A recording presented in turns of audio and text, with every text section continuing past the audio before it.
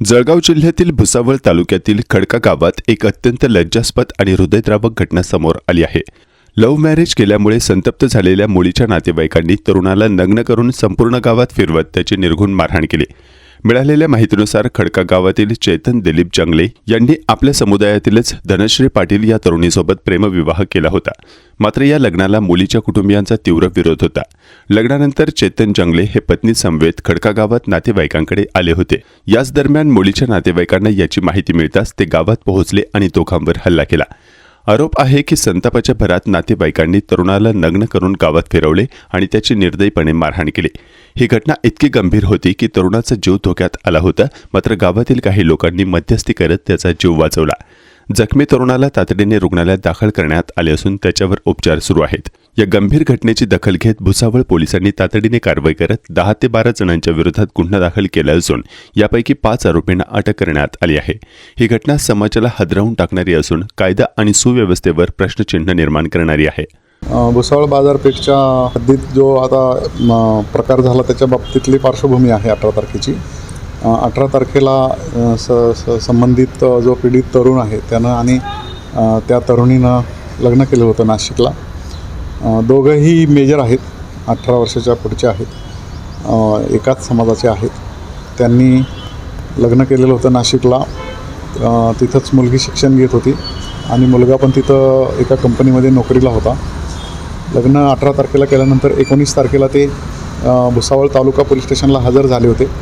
हजर झाल्यानंतर त्यांनी तिथं डिक्लेरेशन दिलं होतं की आम्ही लग्न केलेलं आहे, आम्ही सज्ञान आहोत। आणि त्यानंतर पोलीस स्टेशनवरून संबंधित मुलीच्या कुटुंबियांना कळवण्यात आलेलं होतं की असं मुलीनं लग्न केलेलं आहे। त्यावेळेस त्यांनी आपल्याला पोलीस स्टेशनला कळवलं की आमच्या काही लुकआउट नाही, त्याला करायचं ते त्यांनी करू दे।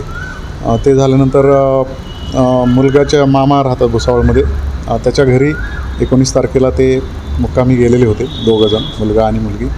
20 तारखेला सकाळी 11:30च्या दरम्यान ते मुलाच्या मामाच्या घरी संबंधित मुलगी आहे त्या मुलीची मावशी, तिच्या मावशीचे हजबंड, त्याचा मुलगा आणि इतर नातेवाईक आलेले होते आणि त्यांना मुलीशी बोलायचं आहे म्हणून त्यांनी सांगितलं। मुलीशी बोलायचं आहे म्हटल्यानंतर तो बोलून घेऊन येतो म्हटला वरून, असं मामाने सांगितलं। त्यानंतर ते वर गेलेलं असतानाच हे पण त्याच्या पाठीमागे येऊन त्यांनी तिथं मुलीला बाहेर काढून मुलीला मारहाण केली। मुलीला घेऊन ते गेलेले होते तिथून कन्हाळा या ठिकाणी। तिथून मग परत ते घेऊन ते फरार झालेले होते आरोपी। मुलाला त्यांनी, तरुणाला त्या मारहाण केली। मारहाण केल्यानंतर आपल्याला बाजारपेठ पोलीस स्टेशनला डायल 112ला कॉल आला होता। थोड्या वेळानंतर डायल 112चे पोलीस प्रथम स्पॉटवर गेले। तिथे त्यांना सांगितलं गेलं की त्यांना खडका या ठिकाणी, म्हणजे ज्या गावामध्ये मुलाचं घर आहे त्या ठिकाणी हे आरोपी घेऊन गेलेले आहेत।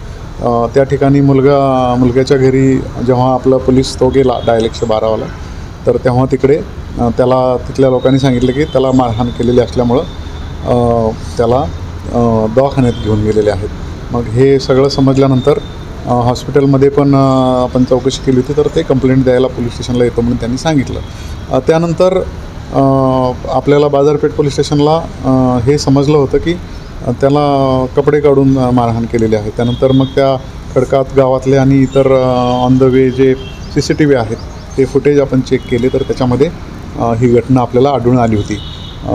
ते आढळून आल्यानंतर आणि एकंदरीत सर्व प्रकार पाहिल्यानंतर सदर जखमी तरुणाची कंप्लेंट घेऊन आपण BNS 109 प्रमाणे गुन्हा दाखल केलेला आहे बाजारपेठ पोलीस स्टेशनला।